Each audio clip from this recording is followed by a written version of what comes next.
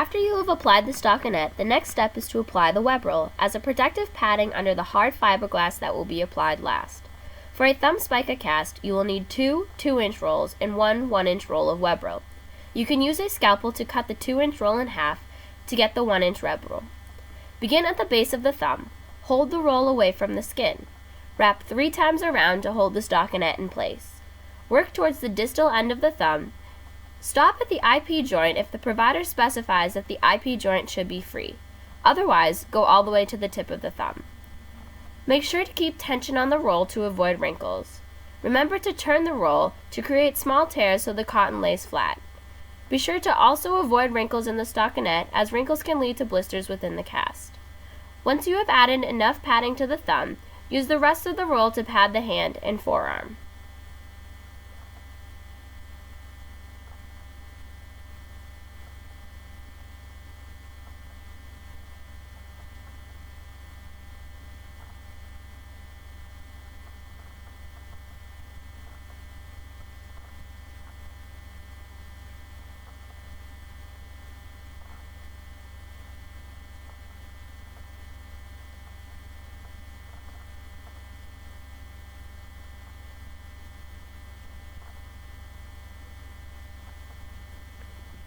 Next, using the 2-inch roll, start at the forearm by the elbow and wrap 3 times to hold the stockinette in place.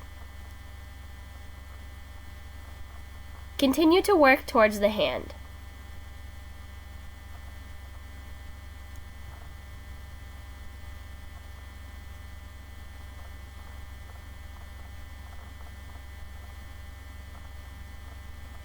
When you get to the thumb, tear the cotton around the thumb. If wrinkles occur, you may tear them out.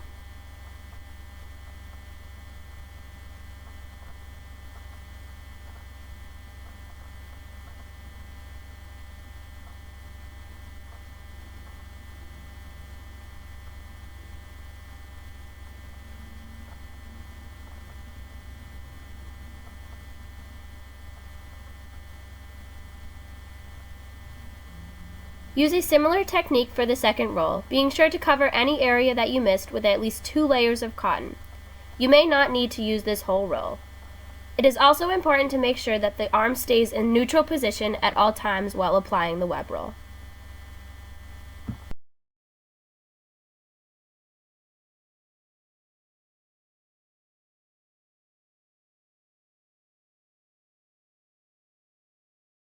This video describes how to apply the stockinette for a thumb Spica cast. For this cast, use 2 or 3-inch stockinette and 1-inch finger stockinette. Scrunch the larger stockinette up and apply to the arm. Remember to be gentle, as the patient does have a broken bone. Cut a hole over the thumb with your scissors and feed the thumb through. Next, scrunch up the finger stockinette and apply it to the thumb.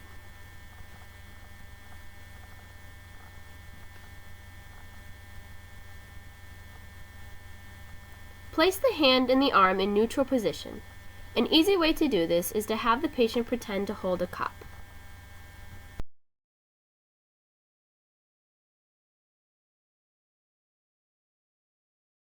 After you have applied the web roll, the next step is to apply the fiberglass. First, place a chuck across the patient and put on gloves to protect you both from the sticky, hard-to-remove fiberglass.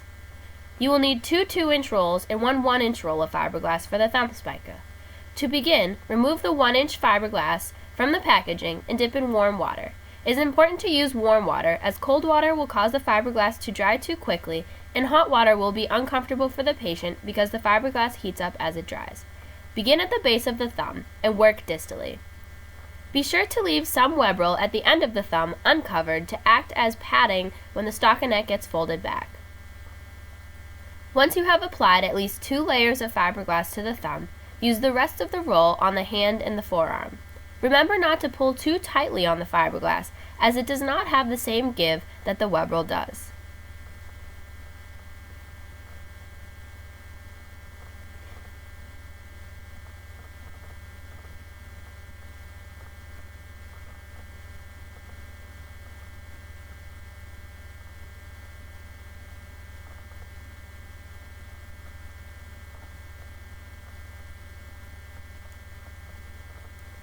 Next, open one of the 2-inch rolls.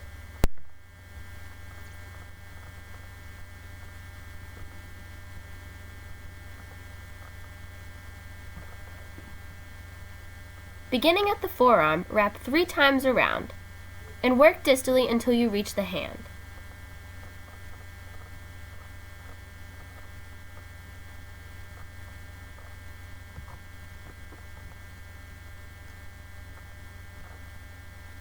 When you reach the hand, fold the fiberglass on the back side of the hand and hold in place, and on the palm side of the hand and hold in place. Secure the 2 folds with 1 wrap around the wrist proximal to the thumb. Next, bring the roll out and cut a small slit in the fiberglass to go around the thumb, making folds where necessary.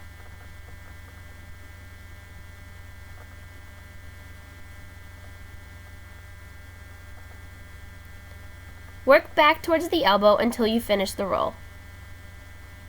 Once you have finished the first 2-inch roll, fold the stockinette back. You may give it a little tug to provide extra padding to protect the skin from the fiberglass.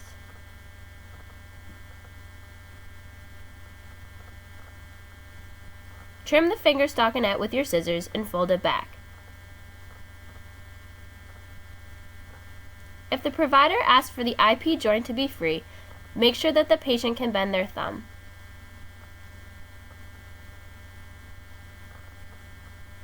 Dip the second 2-inch roll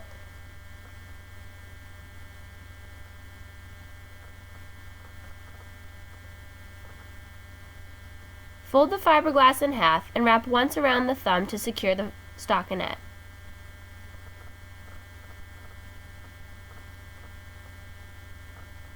Bring the roll out and cut a small slit to go around the thumb and secure the stockinette at the hand.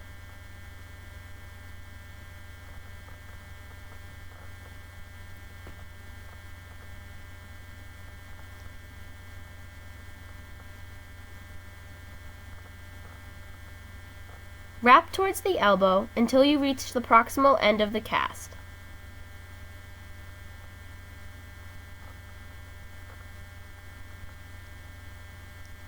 Wrap several times around the proximal end of the cast to secure the stockinette.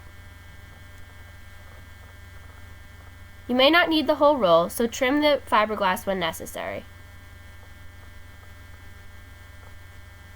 Next, you will use hand soap to make the cast dry faster and reduce its stickiness when applying the molds. At the sink, grab hand soap and lather up the cast, using only your palms to press on the cast. Mold this cast by grabbing the patient's hand as you would in an arm wrestling match and gently press around the base of the thumb and the center of the palm. Also press on the anterior and posterior aspects of the arm to prevent the cast from moving.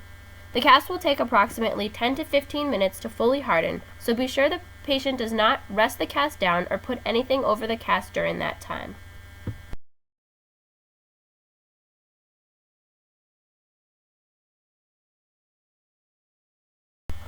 To remove a thumb spica cast, first place a chuck over the patient and put on gloves. You will need to cut along the median of the anterior and posterior sides of the cast. I have drawn lines to make this more clear. Although the cast saw uses vibratory motions and can therefore not cut soft matter such as cotton padding or skin, it does heat up very fast and should not be left close to the skin for long periods of time. Turn the cast saw on to high and make quick in and out motions from end to end of the cast. Watch and listen to the removal of this cast.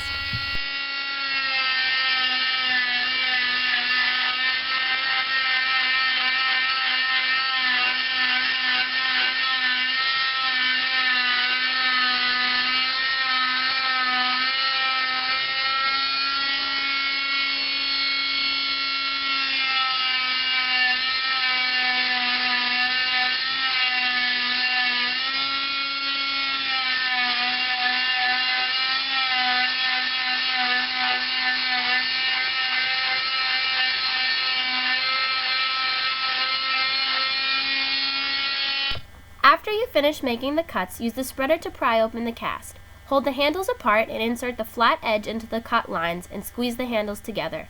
You may have to spread both sides on some casts. Next, use your scissors to make a snip at the distal end of the posterior side.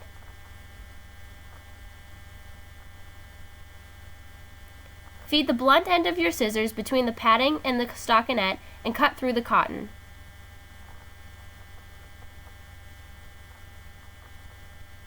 Then, go back and lift the stockinette away from the skin and cut through it. This is to avoid harming any compromised skin or sutures that may be under the cast. Lastly, carefully remove the cast from the patient's arm.